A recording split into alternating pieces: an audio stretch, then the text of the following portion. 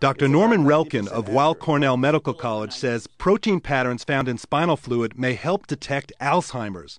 Currently, the disease can only be confirmed with a brain autopsy. Right now, we have to wait until people have symptoms before we can diagnose the disease.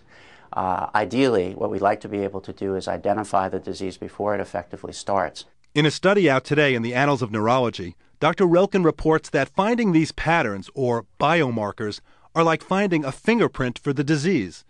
This is an important step forward in understanding this devastating illness and how it develops. But the test is not yet ready for clinical use. I was reading your paper. It's about 90% accurate, right? A little over 90%. Scientists believe a buildup of abnormal proteins in and around brain cells are at the root of Alzheimer's disease.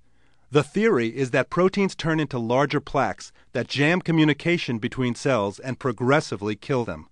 Dr. Relkin's spinal tap test is just one of several new ways of detecting Alzheimer's early. I don't like losing my ability to remember things or do things right. 72-year-old Walter Klein, a former computer systems manager, started having memory problems 3 years ago. His doctors began taking pictures of his brain with a PET scan and found he was losing brain cells over time. Well, the light is okay here. The diagnosis?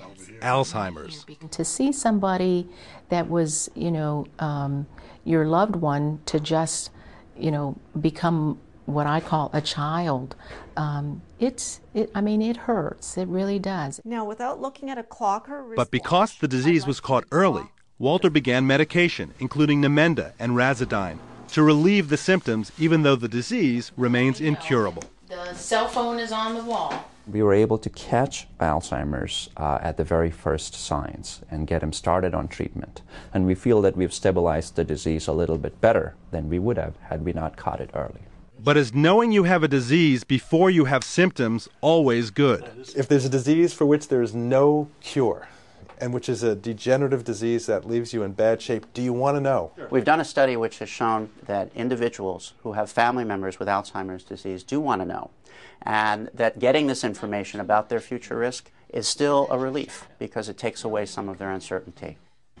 And John, if there's no real cure for Alzheimer's disease, why is early detection so important?